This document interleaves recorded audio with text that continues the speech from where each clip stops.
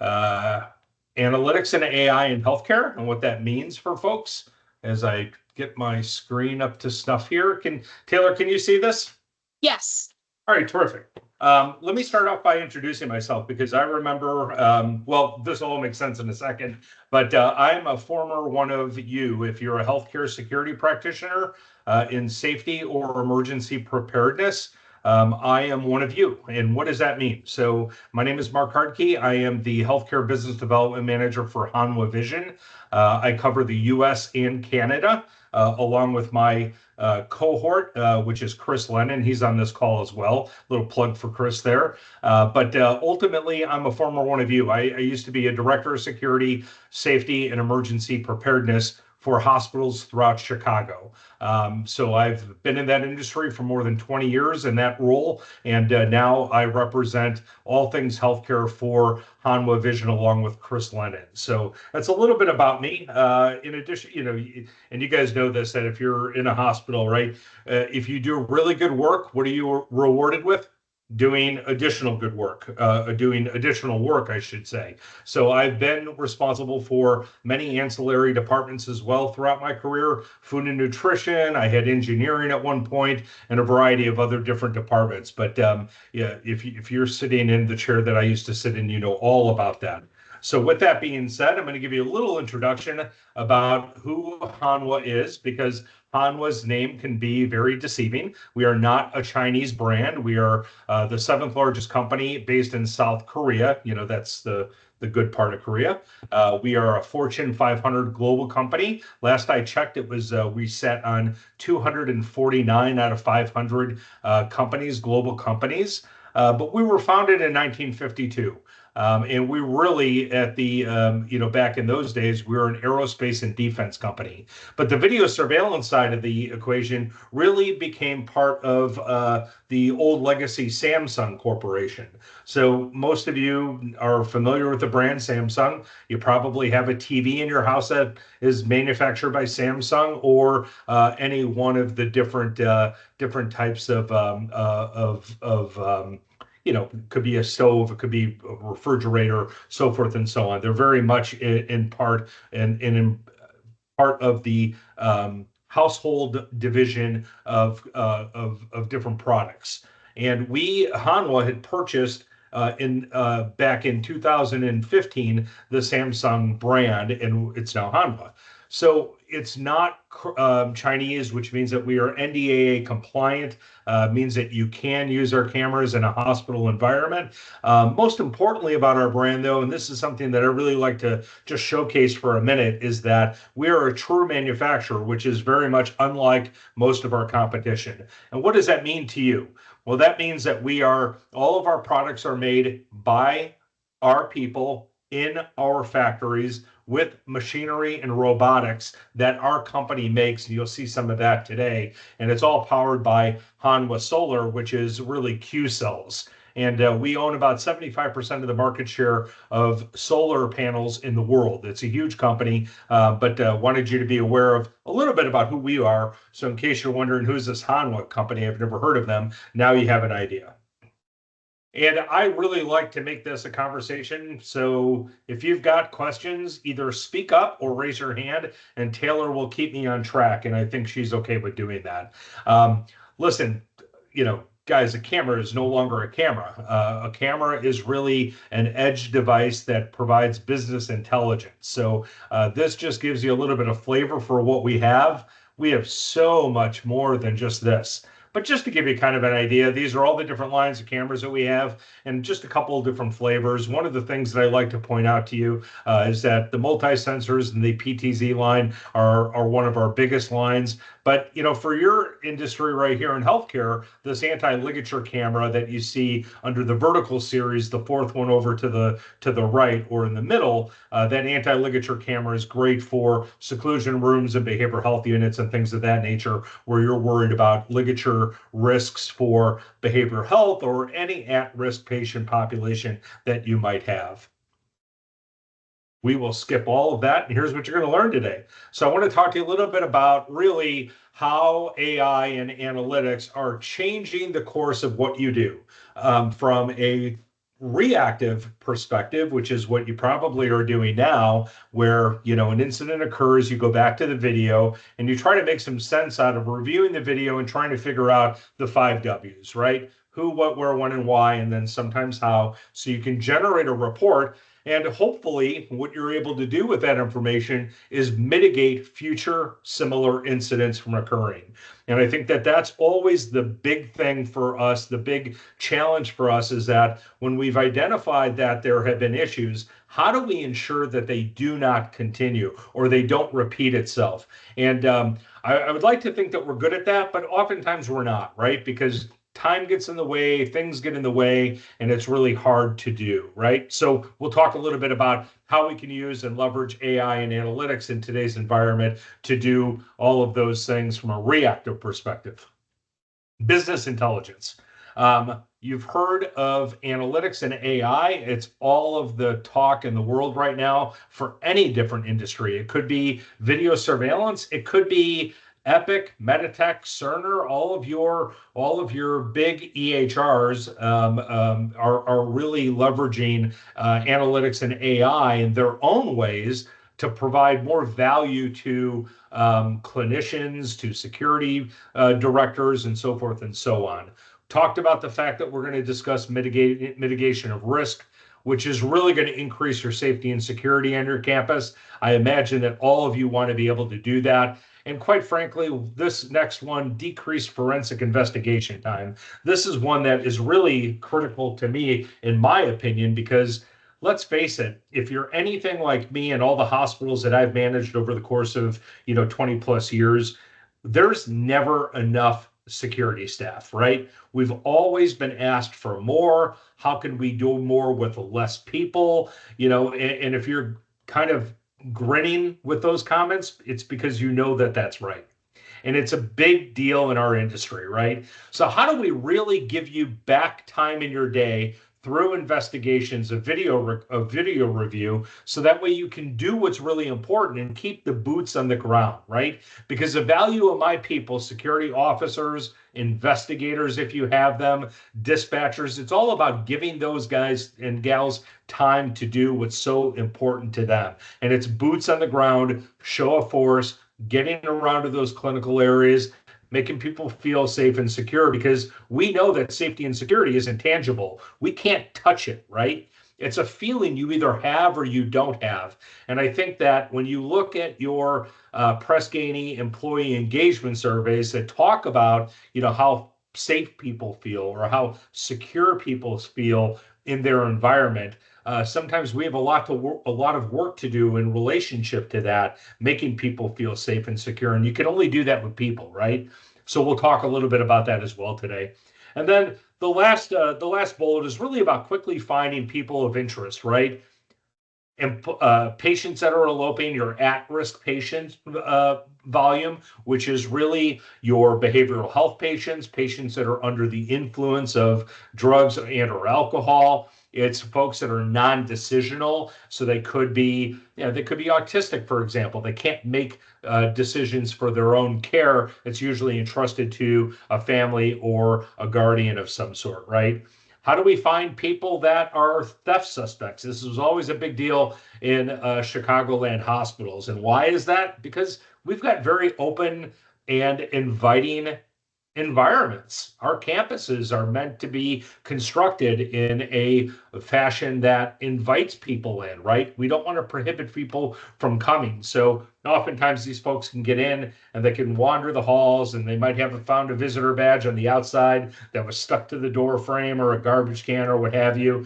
And we want to make sure that we know who is in our campuses to the best of our ability and provide that safe and secure environment for our patients and our staff. And then, of course, you guys are in the Midwest. I'm out of Chicago. I know what the homeless and squatter situation is in large urban areas. People are looking for a warm place right now as cooler temperatures prevail. And during the summer, during the hot months, they're looking for a place to stay cool. So we know that these folks get in, they want to use our cafeteria, maybe get into a stairwell where they can kind of just chill out for a little while and enjoy the heat or the cool. These are things that we can help identify where these people are very quickly and get them to either a safe environment or, quite frankly, get them out where they shouldn't be in the campus in the first place.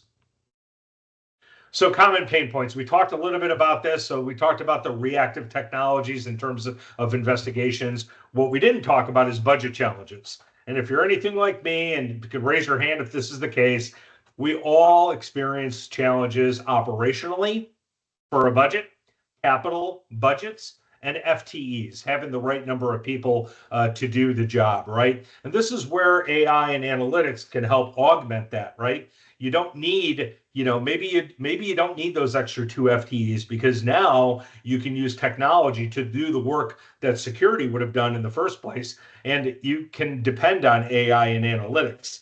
Sometimes you can't always depend on your staff, right? I know that that's true for me. And let's face it, one of the things that I like to bring up is confront the elephant in the room, so to speak. But when you think about it, we're a non-revenue generating department: security, safety, emergency preparedness. None of those 3 disciplines generate revenue.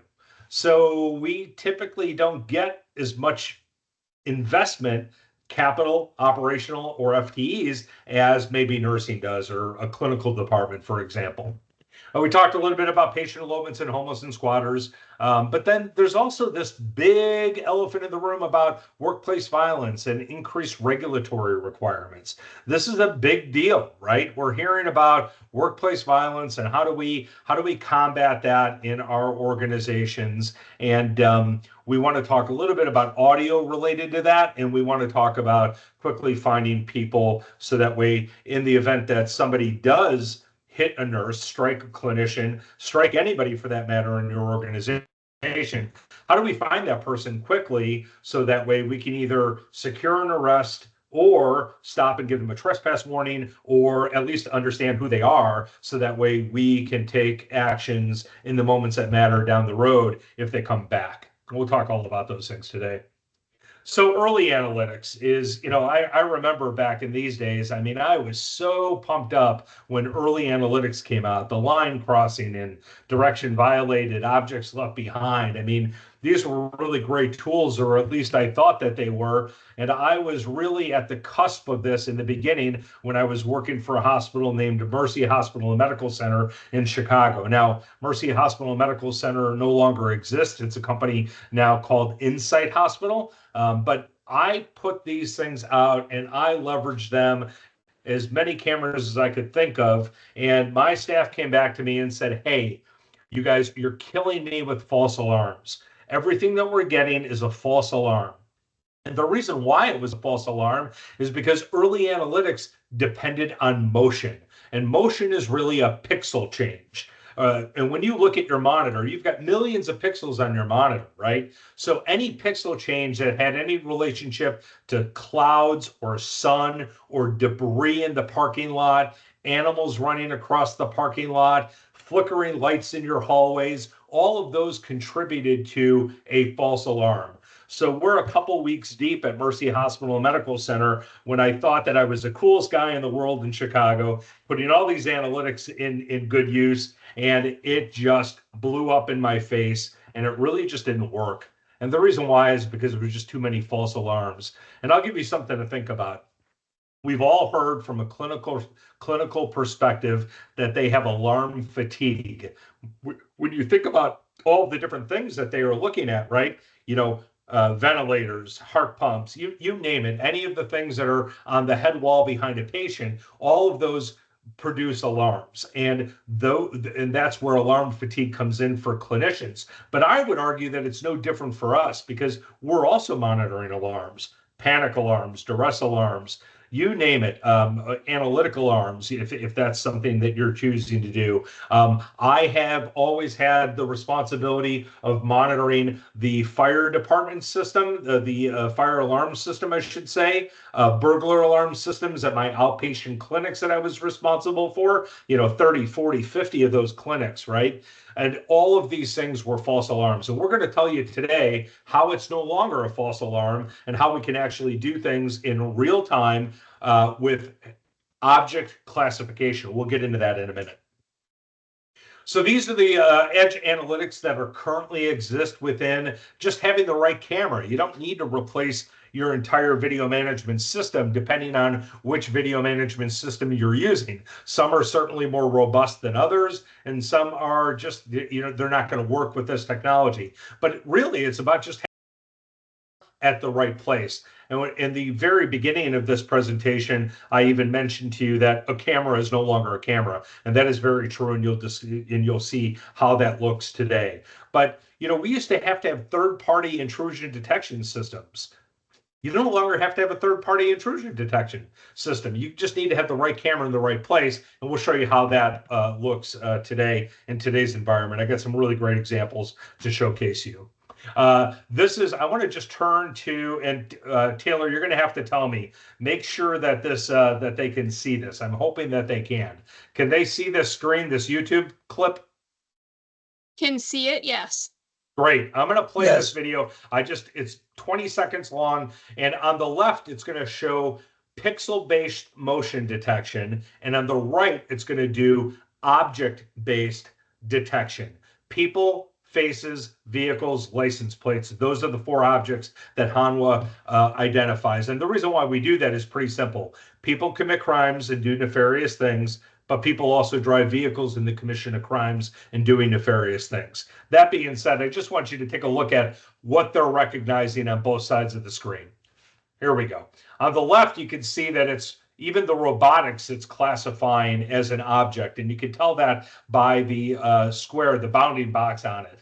But on the right side, it's not, because we've trained our cameras to determine the difference between a person and another moving object, such as the robotics. So you can see that now we don't have to worry about that alarm fatigue. We're only going to get alerts in real time when there's a person or a vehicle, a face, or a license plate present, just to give you kind of an idea of what that looks like. Okay, here's a line crossing example for edge analytics. And again, when I say edge, that means at the camera. So the analytics and the AI is all built into the camera. And I know a lot of people say to me, well, geez, that's got to be expensive. How much more is a camera with edge analytics? Guys, we're talking like 20% price differential. So if you're already spending $1,000 on a camera, you might spend $1,200 or less on a camera that has this functionality. So it's not cost prohibitive. It doesn't require a special server. These are all the things that come from the camera. So I want to talk just a little bit about this. There's a couple different areas of inclusion, is what I like to call them. So you see the pink, you see the yellow, and you see the line crossing and the doorway and the upper door on the left corner. And let's start with that. That tells me that anytime a person, or, well, in this case, a person, because we're not, hopefully we're not getting vehicles through here, right? But a person coming in or out of that door, I want to be aware of. Now, you can schedule this. You can do this at certain hours of the day. Maybe you're only concerned about this between, I don't know, 10 o'clock at night and 6 o'clock in the morning. Maybe you're concerned that, hey, if more than 2 people come in or out of this area, I need to be alerted about this. Maybe it's 3. Those conditions are completely up to you based on your needs, not based on our needs. It's all based on what you need. So these are the things that can be done. Here's a couple of areas of inclusion, the bar and the table area. And what I like to say about this, and this is, again, I don't have a hospital that I can put this camera up. I'm using cameras that are in areas of our business that across the United States. So I'm sorry I don't have a camera placed in a hospital for you to see, but this gives you kind of a sense of what this looks like, right? So at the table, maybe I'm concerned at the height of COVID that there were not more than 2 people at this table at any given time. Or maybe that there wasn't more than a person sitting at that bar. Maybe it's based on the schedule of your choosing. These are the things that you can gain, and you can have multiple of these as you see in one image, right? So this is the critical piece of this. And what are the use cases? Well, the use cases, I always tell people to start at your security management plan. We all know that CMS, Center for Medicaid and Medicare Services, through their conditions of participation through Health and Human Services, Joint Commission, DNV, ACHC, all those regulatory bodies require you to have a security management plan. You know that. you have to update that security management plan on an annual basis. So I always look at the high-risk departments that I have to identify in my security management plan, because that's where these folks, these surveyors, are most interested. They look at that security management plan and say, what are you doing different in these areas that you're doing everywhere else?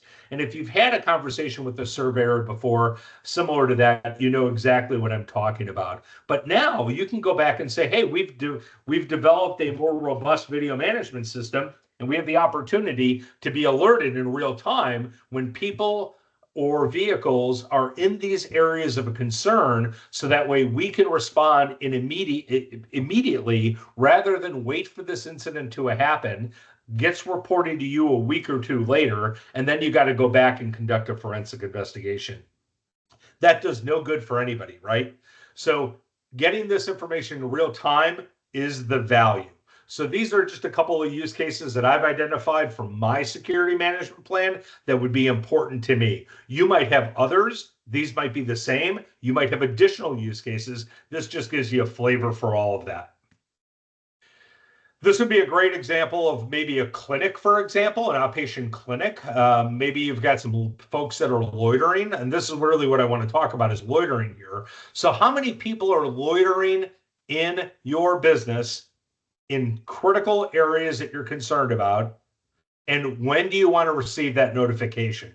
So for me, if we've got labor and delivery, I get concerned about people loitering outside of that entrance, because it should be, I'm guessing yours is too, a locked and secure entrance, right? So with that being said, I'm worried about piggybacking or tailgating into that unit because somebody else is allowed to get in, but the guy that's standing there is on a bolo that nobody ever looks at or remembers. Be on the lookout for those of you who don't know what bolo is. And then also, God, is that person a person of interest? Maybe there's an order of protection against the father of the infant, and or maybe it's a dissolved relationship. These are things that are really critical for us to consider as healthcare security practitioners. Same thing, same practice applies at ICU in the event that you secure the ICU. Quite frankly, I would always secure my ICU because of the nature of the business there. And then what happens in the hot lab? What do we have stored there? Well, we have radioactive material, of course. And that's really critical for us because that radioactive material can be used as a dirty bomb. So we want to secure. These are just a couple of examples where that can augment your business practices. The dock has always historically been known as a high likelihood for shrinkage, which means theft.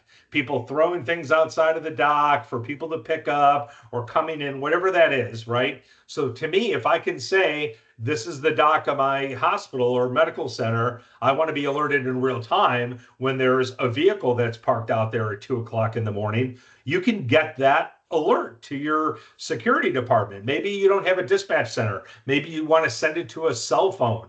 Maybe you want to send it to as a text message. There's so many different variables that you can do based on these areas of inclusion. What do you want to get out of this? How many people, how many vehicles, time of day? This is loitering. This is a classic example of where you can leverage technology to do heavy lifting for you for things that your staff would not have caught in the first place. I mean, let's face it.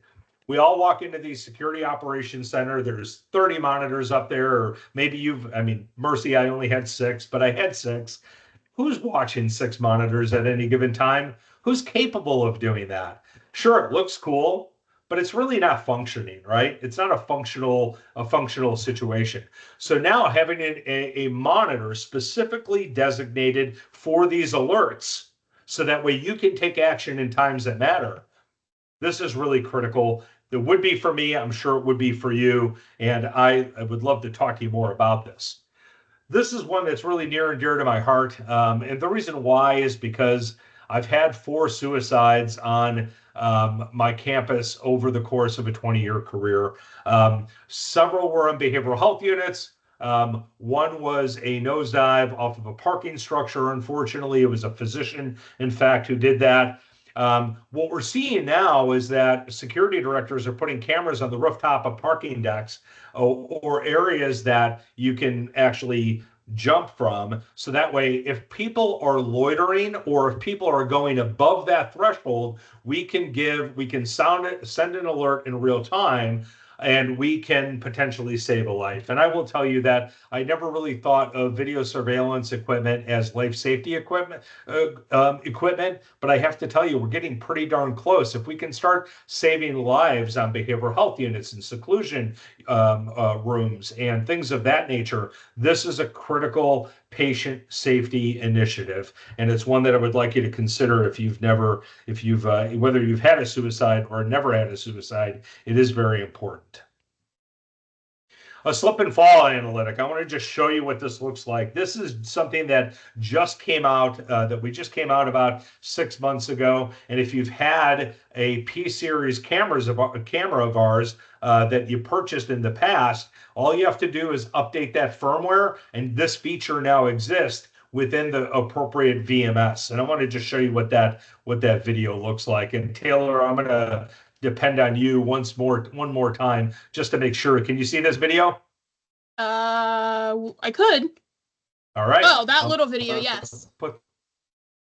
So this gives you an example where falls are being detected, right? And what you can do with this is you can actually bookmark these events, so that way the system is smart enough to know when a fall occurs, and it just creates a bookmark. And what I like to do is call it a cup of coffee search in the morning. So you come in the morning, you open up your video surveillance system, you play all your bookmarks. It'll take you a couple seconds. You drink a cup of coffee while you're at it. If you're anything like me, I need multiple cups of coffee to make it through my day in hospital security operations. But this is, you can see, it doesn't matter whether it's black or white, whether it's low light or no light, or whether it's color. This shows you exactly what you can expect out of this particular camera when somebody falls. This is really cool stuff that did not exist in years past. Okay, back to the presentation. Taylor, don't hesitate. If you got a hand up, make sure that you stop me, okay? I sure will. So far, Thank no you. hands, no chats.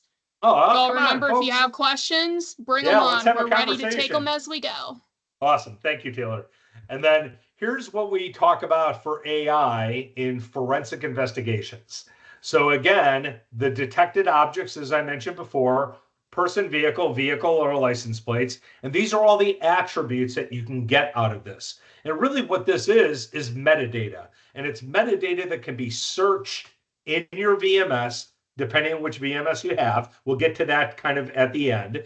But male or female, upper body color, lower body color. A bag, is a person carrying a bag? Is that person not carrying a bag? Is the person a male or female, young, adult, middle, or senior? Are they wearing glasses or not wearing glasses? Wearing a mask or not wearing a mask? All of these things can be searched upon for your benefit, to really only look at looking to try to find the individual that you're looking for. Same thing with vehicle, right? You can choose between a car, sedan, SUV, van, and then what color is that vehicle. The reason why we do multiple colors simultaneously is because, well, pink is not always pink. Sometimes pink is purple, right? And we've all had those calls come in, like, hey, we got a guy on the outside, he's 50 years old and he's gray hair, and then we get out there and the guy is like 30 years old and he's got brown hair. So we like to give some opportunity for choices here. And then a presence of a license plate in your environment is critical outside of just a vehicle, because we want to be able to give you some real granular information on this. So scenarios, here is where we start talking about patient elopements. How do we find somebody who's potentially abducted an infant? And then suspicious vehicles. And I'm going to go back to showing another video clip, because for me, it's seeing is believing. So let me pull this up for you. We'll go to the last video clip. This happens to be done in Genetech. And I'm going to hit play, and you can see from the image of this right off the bat, what you're seeing is that they're selecting which cameras they want to do this search on. You could choose all cameras, or you could choose a department's cameras, or you could choose all of your cameras to look for this criteria. But I'm going to walk you through this if I can. And here we go. They're selecting the cameras. Now they're looking for a male with a black upper body garment and a lower black garment. And now what it's doing is identifying all the people based on the cameras that it's selected. And you'll see that this populates, and then all of a sudden you'll see, oh, look, it's a male, black top, black bottom. So this is where you get into the granularity to conduct these searches. So that way, you know, when you're looking for days of video surveillance, you can do this very quickly, very conveniently, and it's very easy to train on as well. Here, now we're going to look for a vehicle. We're going to look for a car and a truck because they're not sure. They want it to be a black color. And then you're going to start seeing here, and then here, that's the time parameter. They want to look over a month, and then they're going to find only black cars or trucks come through. There's a black truck. Just to give you kind of an example, there's another black truck. There's a black vehicle, and there you go. So this is what provides you with the granularity for forensic investigations to decrease the amount of time you're spent behind a monitor. And I think that there's a lot of value in that alone. We talk a lot about audio analytics in this organization as well. So we can detect and identify the sound of 4 things: explosions, gunshots, screams, and breaking glass. For me, breaking glass was always very important in my outpatient clinics, because when we had to send in when we had a burglar alarm go off, what we did was we kept getting fined by Chicago Police Department for false alarms, $500 after the first 2 freebies every year. And it was just cost prohibitive. So we put in a video surveillance system with these audio analytics, so that way I could determine, is there really truly a break-in, or was this something different, right? This is what helped augment that. The system paid for itself in the first year. Really great opportunity for you to bring additional value that might not exist today. But think about your high-risk departments where workplace violence is the most common. Gunshots and screaming, you know, as those voices get louder, getting those alarms to your security staff so that way you can intervene early, that's a critical component. And then what happens in stairwells? Well, you probably have no different than me. Over the course of 20 years, I've had numerous bomb threats, and it's usually in a stairwell. So here's what we can do. And we obviously want to catch them before they happen, which is why there's weapons screening out there today. But this also gives you another audio component for there if that is something that suits your needs. So Mark, these are the 4. We have a question. Oh, yeah, let's stop there. Go ahead. Paul. Hi, thank you. This is great and very interesting. I just want to be clear about something that you, just because you mentioned it in the last slide, that you said that this is particularly on the Genetec VMS. So the video that I showed you was on the Genetec VMS. I'm limited to the VMSs that I can show because I don't own Genetec here at my house or in our business. We have our own VMS. But yes, this is, and Paul, it might just be helpful for you just to go to the next slide. These are the 4 primary video management systems that we work almost in step with. All of our cameras are vetted through Genetec and Milestone and ExactVision for the use of AI and analytics, as you might have them today on a camera. But also Wave is the Hanwha version VMS that we have as well. So these are the 4 primaries, but I'm going to turn it back over to you, to Paul, and see if I can answer anything more specific related to that. Go ahead. Thank you. I totally get that. I know all of these VMSs, and I said, but I wanted to be clear that because you chose and mentioned Genetec, your analytics is on the camera, not the VMS. So what if you had the Eagle Eye VMS, which already has this analytics built into it? Is there any advantage, or is it? Because if you have one of your VMSs and stuff and you have older cameras that don't have AI, do you have to replace those with an AI camera? or would you suggest a VMS that has this AI built into it for search capabilities? Yeah, most of your VMSs have very generic analytics built into their system. Not all of them have robust platforms. Most of them, I should say, don't have robust platforms. I'm sorry, but I'm at a disadvantage with Eagle Eye. I don't know much about them, so I won't speak good or bad in that regard. What I will tell you is that most of our customers are, and when I say replace a camera, I really mean replace and repurpose a camera. Because let's face it, Paul, you don't need analytics and AI on every corner of your building, right? What I would say is that you use AI and analytics where it's most meaningful to you, and that's where I come in to help guide folks in terms of what I'm seeing in the industry and what I would do if I'm still a former practitioner. What I would say is that you use AI and analytic cameras at all of your main entrances and exit points.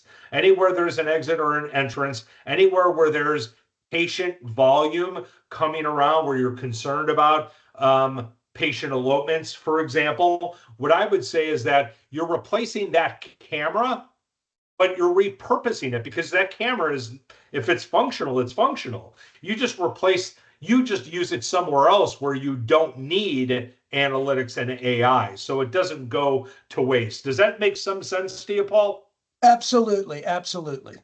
And also, somebody just made a comment too. Hanwha does have an AI integration with Eagle Eye. It does, just FYI. Yeah. The reason why I even brought that up is because they're using an AI that is in the VMS and you're using an AI that is in your cameras. I wanted people to be clear about what they're hearing.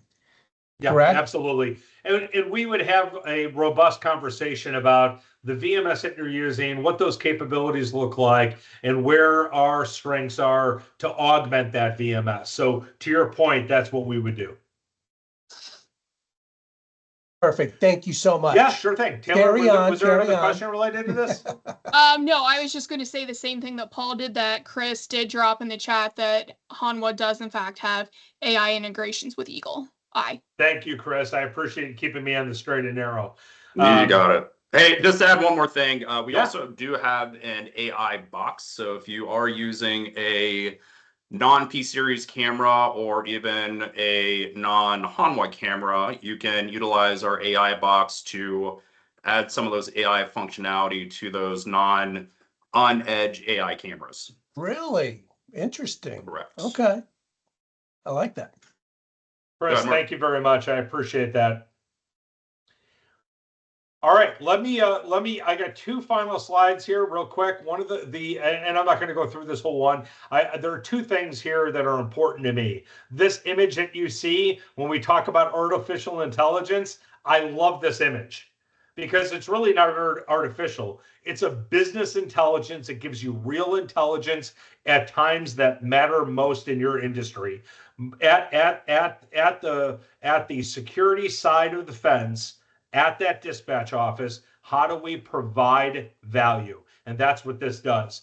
The second thing I want to just talk about quickly is the last bullet point, increased employee engagement. You know, if you're sitting in the chair that I used to sit in right now, this is so critical. How do we improve employee engagement, job satisfaction? And I have to tell you, the job of a security practitioner can be very boring. All they're doing is walking around, saying hello. Maybe they're clicking on a button to say that they've been in that area. We want to get folks into all of these areas, these critical areas of the hospital, to make people feel safe and secure that we talked about in the fourth bullet point. But wouldn't this job be a lot more fun if you're giving folks something to do that can be alerts from your video management system? Would that cut down on attrition and turnover? My best guess is that it would. And it's something that I'd like you to consider going forward, because I think that this makes the job a heck of a lot more fun and interesting for folks. Folks want something to do, whether they tell you that or not. They want to be busy. And if we can keep them busy doing the work that we need them to do, augmented by the low staff that we have with video surveillance, it's a win-win to me. So this is Chris, and this is me. Just to get, I don't look like that much anymore. That was a headshot a long, long time ago. But this is a little bit of our background. Chris has been in the industry for a long time in a sales capacity. I'm a former practitioner, as I mentioned. I've done a lot of great things in the city of Chicago, including serving as a co-chair of the Chicago Healthcare System Coalition for Preparedness and Response. And I'm also the IAHSS Chicago chapter secretary. So I will tell you that I'm a healthcare security nerd at heart, and I'm here to help anybody that wants help. If you want to discuss things with me, I'm here. It's a great opportunity for you to talk to somebody who did what you do for a long time and sees what's happening in the industry. And I hope you'll take me up on that at some point. Okay, let me switch over to, well, Taylor, we'll start with you. Do we have any questions? We do have a comment in the chat. It's a question, not a comment, sorry. Go ahead. Has the system passed DoD certifications? Chris, this is getting technical. Do you want to handle? We don't deal a lot with DoD personally within healthcare, but it's something I can look into. Obviously, we are NDAA, TAA compliant, but for DoD, that's something we'll have to look into for you. Which we are certainly happy to do. Taylor, I would do some follow-up with whoever mentioned or whoever made that comment or question, and we can certainly find out what the, the hospitals are required because they receive funding through CMS. They're required to be compliant with NDAA. They are not required to be compliant with anything related to DoD. Maybe there's somebody from DoD that is asking that question. Taylor, it's probably follow up on your end, and then we can chip in later on. Yep, we'll take care of that one. Thank you. Okay. Thank you. Well, if there's no other questions, I'm going to move into FEMA's Nonprofit Security Grant Program. I have a question real quick. Oh, we have a question. A live one. It's about the Genetec demonstration you did earlier, where you were checking on different cameras to select it's like you were searching for the black SUV. Yep. So are you able to put what cameras you want into specific groups to make it easier to search? Because let's say we have 1,000 cameras, how do an officer go through and sift through all 1,000, or can you put them into smaller groups saying like these are all the cameras for this location? I'm not even sure how it's laid out.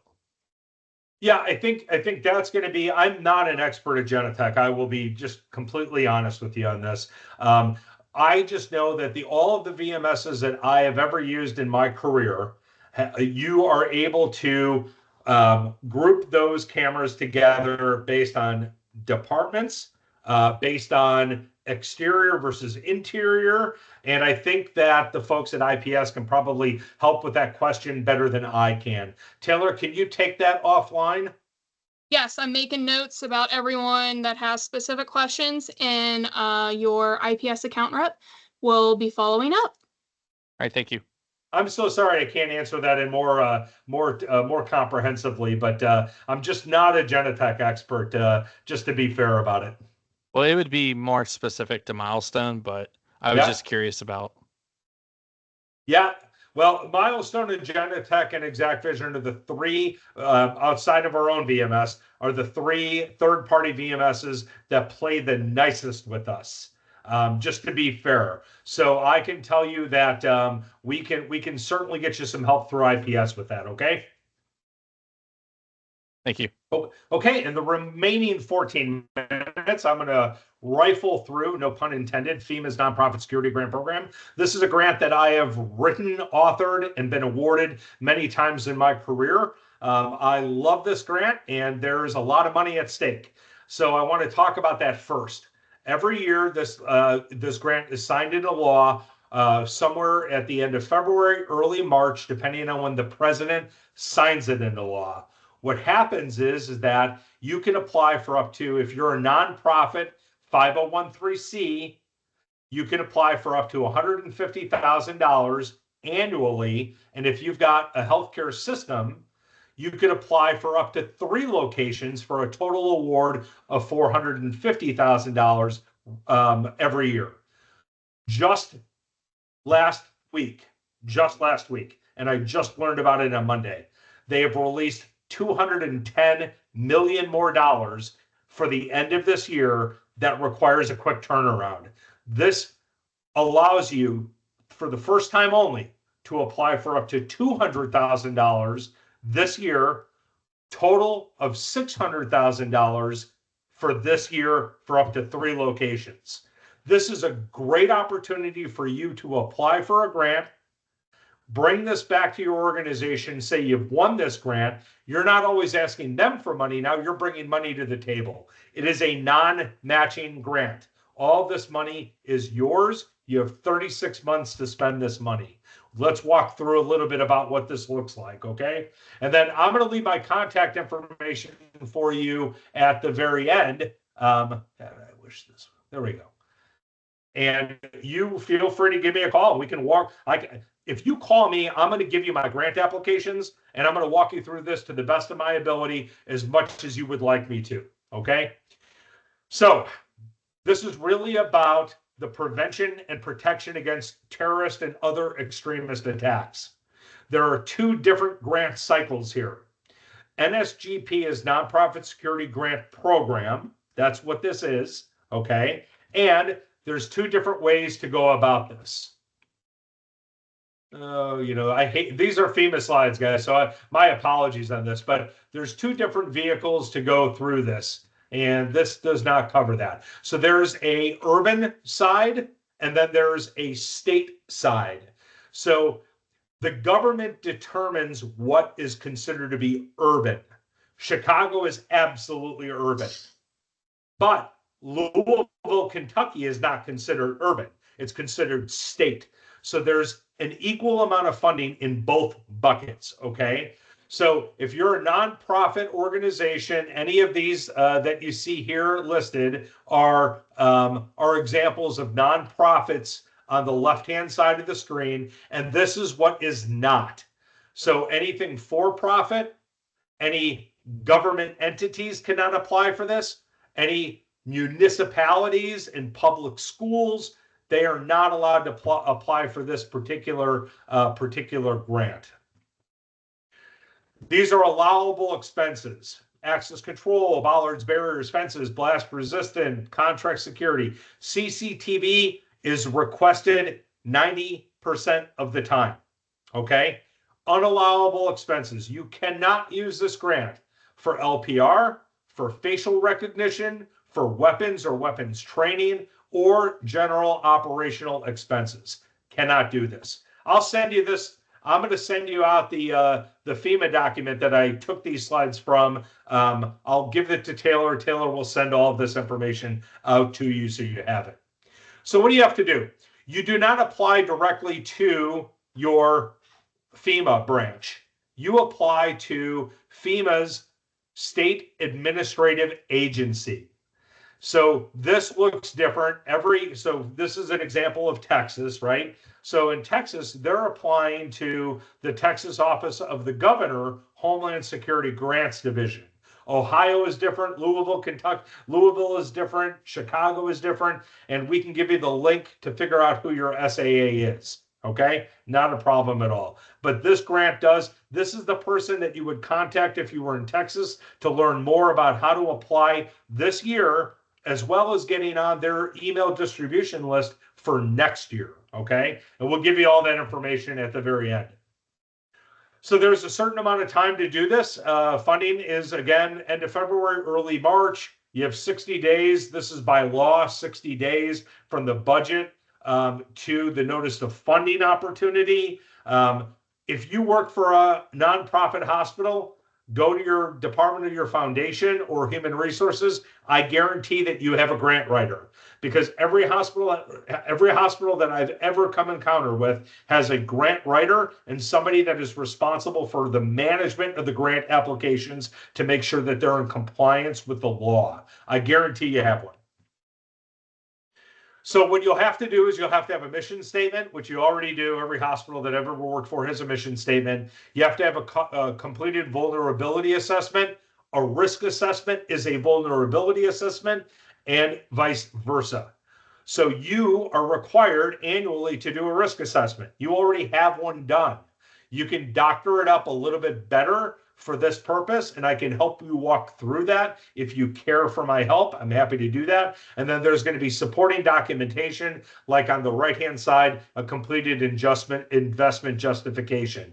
So how are we justifying this investment? What problems and what risks are we mitigating as a result?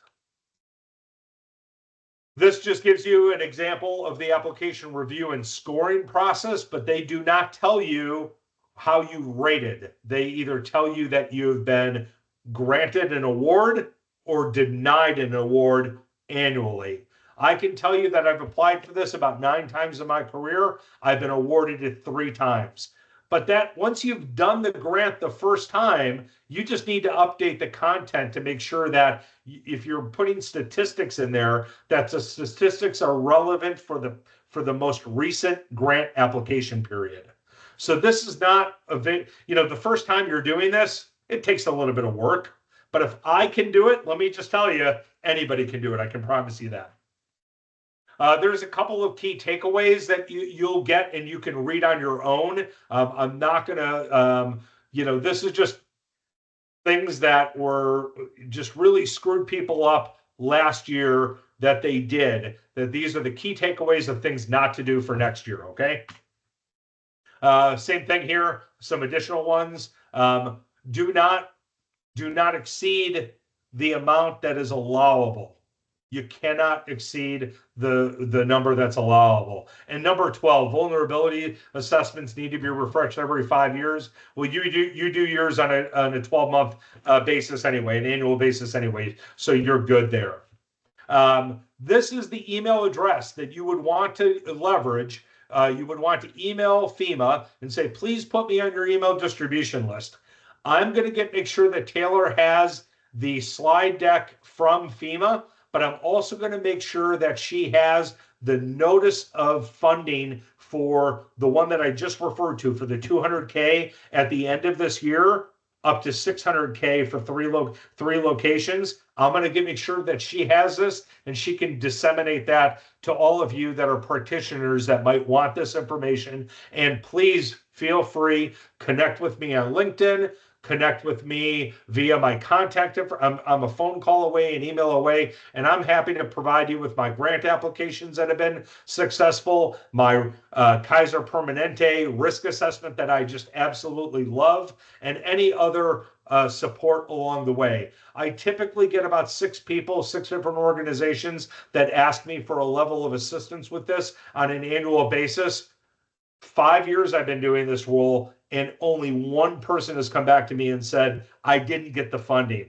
And the reason why they didn't get the funding is because they just let their grant writer do it from scratch without taking a look at my grant applications that were successful. I'm not saying that you're going to be 100% lucky, but I'm going to tell you, you'll have a leg up against your competition because it is a competitive grant. It doesn't mean that you just apply for it and get it, but it's a non-matching grant. It's free money for you to use to further enhance your security posture on your campus because you are identified as a CIKR, critical infrastructure, key resource, vertical in the United States of America. I'm happy to take any questions you might have on this, but just know that there's going to be some information forthcoming post this webinar. Taylor, any questions? Yes, I will be sending out everything that Mark has mentioned. I'll make sure that you folks get links or copies of PDFs, slides, that kind of thing. Are there any questions lingering out there? We only have a couple minutes, and then just so everyone is aware, we are doing a second Hanwha webinar that starts in a few minutes at 2 p.m. Eastern Time. I did drop in the chat a link to that Teams meeting. That's going to focus on the clinical side of things with Chris. So while it might not be applicable to everyone on this call, I did want to let you know that that is an opportunity and you are more than welcome to join. But do we have any questions related to the security side of things? I know it was a lot of information, so if you have a question that pops up later on, let me know, let your IPS account rep know, and if we don't know the answer, we will loop Mark in and we will get you what you need. Free money, folks, free money. Free money. Love to hear it. Bring the questions on. I'm happy to help. This is a really great grant opportunity, I'll tell you. Anything Okay. out there? Let me check the chat one more time. Nope, nothing in the chat. So, like I said, I'll follow up with everyone via email, and if you have any questions, feel free to respond to that, and we will get you some answers. And with that, I want to thank everyone for their time, and if you want to join us on our next one, I will see you shortly. Thank you, everyone. Thank you. Appreciate your time. Thank you. Thank you.